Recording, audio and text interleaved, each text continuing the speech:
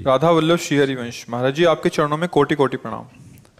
महाराज जी, जब भी मैं पढ़ने की कोशिश करता हूँ तो मेरा मन एकाग्रचित नहीं हो पाता, मन में कुछ और चलता रहता है, पढ़ाई में मन ही नहीं लगता।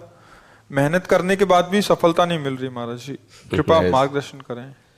उद्देश्य ठीक हो जाएगा तो मन लग जाएगा। उद्देश्य हमारा गलत है, अभी पढ़ाई उद्देश्य नहीं है। अगर ठीक से उद्देश्य बन जाए पढ़ाई का तो कैसी बात करते हो। उद्देश्य में बहुत बड़ी ताकत होती है। हर कष्ट सहते हुए अपने उद्देश्य की पूर्ति में कदम नहीं लड़खड़ाते, जिसका उद्देश्य बन जाता है। उद्देश्य बन जाए तो ब्रह्मचारी हो, उद्देश्य ठीक हो, एक बार पढ़ लोगे, 1000 वर्ष अगर जीवित रहे कभी भी पूछ लो बात आ जाएगी उसके दिमाग में। अब नाना प्रकार की क्रियाओं से ब्रह्मचर्य का नाश करे, अपने उद्देश्य का नाश करे, तो फिर यही बातें होती जो आप कह रहे हो। कक्षा 9 पढ़े, व्याकरण नहीं पढ़े, शास्त्री नहीं पढ़े, कहीं दूसरी जगह ऐसे नहीं गए कि बैठ के सत्संग सुन के और सीख के बोल रहे, तो भगवद आश्रित हो जाओ सब। अब आप खुद समझना हमारी बात को, आप खुद अपना नाश कर रहे हैं। ब्रह्मचर्य का नाश, वीर का नाश, जीवन का नाश है। ब्रह्मचर्य अगर सही है, आपने किसी तरह इधर उधर, तो ये प्रश्न ही नहीं रहेगा। जिधर दृष्टि डालोगे उधर जय होती चली जाएगी। आजकल के बच्चे, नौजवान इसको मनोरंजन समझते हैं और उनको सलाह भी ऐसी मिलती है कि हम जैसे बोल रहे हैं ब्रह्मचर्य के लिए, तो डॉक्टर और आपको जो इधर सांसारिक प्रोत्साहन देने वाले हैं वो आपको सलाह देंगे। हमें तो अंग्रेजी का शब्द नहीं याद है, फ्रस्ट्रेशन। हाँ, यही जो स्टेशन कह रहे हैं गाड़ी स्टेशन से अलग कर दो तो बोले तुम बहुत शांत हो जाओगे और फिर अपने काम में लो। देखो कैसा उपदेश दिया जा रहा है कि वो, तो ये जो कमियां है ना, ये कोई भूत नहीं है जैसे लोग कहते हैं ना, पता नहीं कौन, ऐसा कुछ नहीं, गंदी आदतें हैं, इन पर संयम लाओ। आप समझ रहे, स्वीकार करते हो हमारी बात कि इसमें आपको संशय है?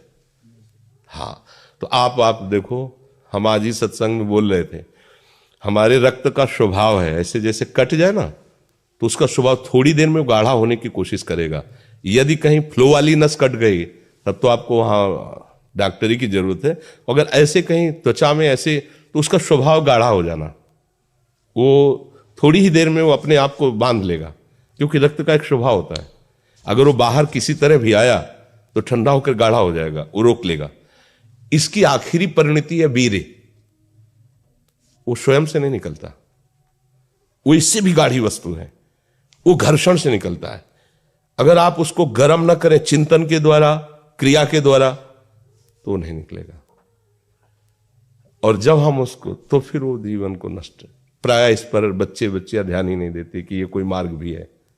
और परिणाम क्या होता है कि फिर वो संसार में, जिसे डिप्रेशन कहते हैं, मानसिक रोग से ग्रसित हो जाते हैं, क्योंकि इसका परिणाम यही है। या तो आपको प्रमाद और आलस्य युक्त होकर समाज से अलग पड़ा रहना पड़ेगा, और या फिर आखिरी कि आत्महत्या कर लें, ऐसी सलाह आपका मन देगा, ऐसी स्थिति में पहुंचा देगा। इसलिए हमें लगता है जब तक ब्याह न हो तब तक ब्रह्मचर्य से रहो, ब्याह भी हो जाए तो संयम से रहे।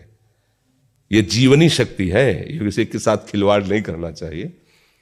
पढ़ाई लिखाई वो कैसे तुम्हें बताए, अभी आप छेड़ना मत। जैसे लोग कहते ना, मैं बहुत परेशान हूं, कुछ करता नहीं हूं, ऐसा हो जाता है वैसा हो जाता है, तो आपको हम बता रहे रक्त का स्वभाव है जैसे, तो इसकी आखिरी परिणति है वो वीर।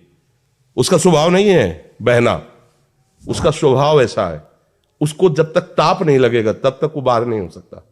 आपने गलत अभ्यास किया, माना 2-4 महीने 5 महीने वो अपने अभ्यासवश पतित होगा, लेकिन आप छोड़िए, उसका चिंतन छोड़िए, उसकी क्रिया छोड़िए, अपने आप वैसे हो जाएगा। जैसे रक्त है, आप 1 महीने में देना शुरू करो, जो देने का नियत कितना, 100-200 ग्राम 500 ग्राम जो भी दिए, 300 जो भी आप दीजिए, हर महीने तैयार हो जाएगा। और आप ना दीजिए तो आपके शरीर को अभ्यास हो जाएगा, आप दीजिए तो शरीर को अभ्यास हो जाएगा। वो शरीर, अगर आप रोज 300 तो फिर क्या होगा? आप मर जाओगे। समझ रहे हो ना? ऐसे शरीर की क्षमता, जैसे डॉक्टर जन के देखते हैं तुम्हारी क्षमता नहीं खून देने की, चलिए, क्योंकि अगर निकाल लोगे क्षमता नहीं तो उसकी हानि हो जाएगी। हाँ तुम्हारी क्षमता है, तुम्हारे अंग ठीक है, तुम स्वस्थ हो, महीने में ऐसा या जो समय अवधि, सोचो रक्त की आखिरी परिणति वो है वीर्य, और आप क्या कर रहे हैं? रोज कई कई बार। आपका परिणाम क्या होगा? अगर रोज वो खून निकाला जाए तो आदमी की हालत क्या हो जाएगी? खून की आखिरी परिणति है।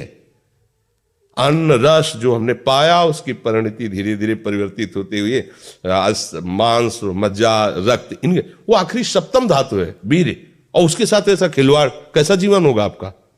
तो इस पर कोई विचार ही नहीं करता, समझता है ये तो केवल बाबा जियों का विषय। नहीं, आप मनुष्य शरीरधारी हो, आपको भी संयम से चलना है, और जब तक ज्ञान हो तब तक तो संयम से ही चलना चाहिए। बच्चे बच्चियों को तो गृहस्थी में अच्छे गृहस्थ बनेंगे जाकर, फिर उनकी हानि नहीं हो पाएगी उतनी।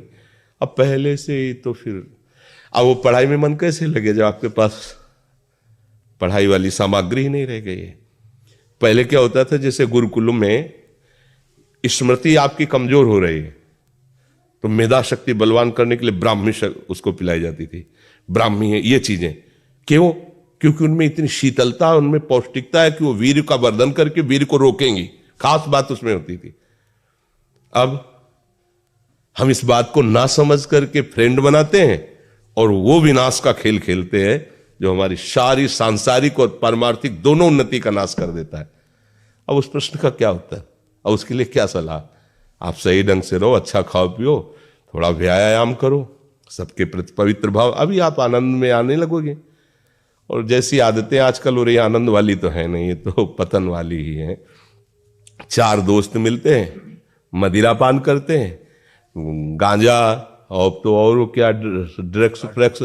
आप बताओ क्या होगा?